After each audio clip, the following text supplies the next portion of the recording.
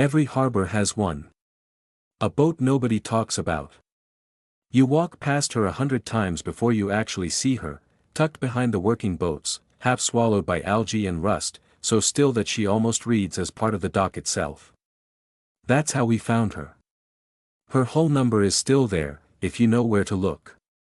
Faded almost to nothing, but readable, a registration that hasn't shown up in any active harbor database since the mid-1990s. Whoever owned her either sold her off the books, walked away, or simply disappeared from the record, and in 30 years, nobody has ever come forward to claim her. That's not normal. Boats get scrapped. Boats get sold. Boats get towed. They don't just sit in a working harbor for 3 decades, untouched, unclaimed, and somehow never removed. So the first question isn't, can we restore her? It's, why is she still here at all? Stepping aboard for the first time feels less like starting a restoration and more like walking into a room someone left mid-sentence. The wheelhouse levers are still set forward, like whoever was last at the helm meant to come back the next day. There's a logbook on the chart table, so waterlogged it's fused into a solid block, whatever was written in there is gone for good. The engine room is worse. Or better, depending on how you look at it. 30 years of harbor air and standing water have turned the lower hull into a museum of corrosion, but the engine block itself, a heavy marine diesel from an era when things were built to survive exactly this kind of neglect, is still mostly intact. That's the moment this stops being an old boat and starts being a story worth telling. Because an engine like this, sitting untouched for 30 years, isn't just scrap metal. It's a time capsule. And the question shifts from why was she abandoned to can we bring this back, and should we? We already know the answer we want. Getting there is the hard part. Every abandoned vessel has a paper trail, even when the paper itself is gone. Harbor authorities keep records of registration, ownership transfers, and, critically, abandonment notices. Digging through those records is how you start turning a mystery boat into a real vessel with a real history. What we find is a name. A working tugboat, registered decades ago to a small harbor operation that ran cargo and towing jobs before larger, modernized fleets made boats like her obsolete. Somewhere in the transition, as older diesel tugs got replaced by newer hulls, she was quietly taken out of service. But taken out of service isn't the same as abandoned. Something happened between retired from active work and left to rot with no paperwork. That gap, those missing years, is where the real story lives. Local harbor workers, some of whom have been around long enough to remember her working days, fill in pieces the records can't. Stories of a change in ownership that never got formally processed. A falling out. A death in the family that owned her. The kind of quiet, unremarkable human situation that turns into 30 years of institutional limbo, not because anyone meant for it to happen, but because nobody was left to stop it. Before we can even think about restoration, we need a full technical picture: how much of this hull is still sound steel, and how much is corrosion waiting to become a hole. A proper survey means gauging hull thickness at dozens of points, checking the keel for structural integrity, and getting eyes on every inch of the below waterline plating. The results are a mixed bag, the kind that makes or breaks a project like this. Sections of the hull, particularly along the waterline where rust damage is usually worst, have thinned dangerously. But the deeper structure, the keel and the main frames, are in far better shape than 30 years of neglect should allow. Someone built this boat to last. She's been trying to prove that the entire time nobody was looking. And then there's the detail that changes the whole framing of the project: evidence, in the engine room, that someone was down here more recently than 30 years ago. Tool marks that aren't decades old. A replaced part that doesn't match the rest of the engine's age. Someone came back. Recently.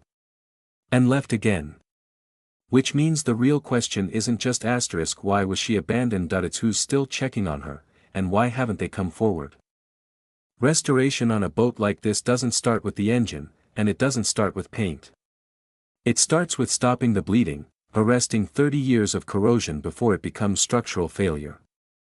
Getting 30 years of stagnant water and silt out of the bilge is its own project. What comes out isn't just water, it's decades of harbor sediment, oil residue, and debris that has to be cleared before any real assessment of the lower hull is possible. The smell alone tells you how long this space has been sealed off from the world. The engine is the emotional center of this restoration, and everyone on the team knows it. Pulling the injectors, checking the cylinders for scoring, testing whether the crankshaft still turns freely after 30 years of sitting, every step is a small verdict on whether this engine lives or becomes a static display piece. Up top, the wheelhouse restoration is more delicate work, preserving what's original wherever possible instead of just replacing it. The control levers, frozen solid with rust, get carefully freed rather than swapped for modern replacements. It's slower. It's more frustrating. But it's the difference between restoring a boat and just rebuilding one that happens to look like her. And then, finally, the moment every restoration project earns after weeks of grinding and welding, paint. Watching 30 years of rust-brown hull disappear under fresh marine coating is the first visible proof, to anyone watching, that this isn't just cleanup, it's a resurrection. No restoration this size goes according to plan, and this one is no exception. Partway through hull repair, what looked like a contained section of corrosion turns out to run further than the initial survey suggested, a crack propagating along a weld seam that the outer rust had been hiding. It's the kind of discovery that can add days, or weeks, to a timeline that was already tight. The engine delivers its own gut punch moment. After weeks of careful cleaning and reassembly, the first attempt to turn it over by hand meets resistance where there shouldn't be any, a sign that something inside, invisible from outside the block, seized decades ago and never freed. It's the moment where the whole project could stall out, and everyone on camera knows it. This is where the story earns its stakes. Not from manufactured drama, but from the real, unscripted possibility that this engine, the emotional heart of the entire restoration, might not run again no matter what anyone does. The fix doesn't come easy. It comes from patience, soaking the seized components in penetrating fluid over days, applying careful, incremental force rather than brute strength, and slowly working the mechanism free without damaging 30-year-old tolerances that have no replacement parts available anywhere. And then, it moves. Not the engine running, just a component, finally freed, turning under hand pressure for the first time since before most of the team was born. It's a small mechanical victory that means everything, because it means the engine isn't dead. It's just been waiting. Above deck, the hull repair reaches its own breakthrough, the final weld inspected, tested, and approved. What was a mystery boat with a rotting hull 3 weeks ago is now, structurally, a sound vessel again. The gap between abandoned wreck and working boat has never felt smaller. Every restoration builds to one moment, and everyone on this project has been waiting for it since the first walkthrough, first start. The engine turns over rough, coughs black smoke that's been sitting in the lines for 30 years, and then, settles into a rhythm. It's loud. It's imperfect. And it is, unmistakably, alive. Watching her move under her own power again, even just a slow pull away from the dock and back, is the payoff the entire video has been building toward. 30 years of silence, broken. But the story doesn't fully close. The question of who's been coming aboard, quietly, over the years, who never claimed her but never quite let her go either, remains open. Maybe that's the next chapter. Maybe that person is watching this video right now. 30 years unclaimed. Nobody owned her. Everybody had given up on her. She ran again anyway.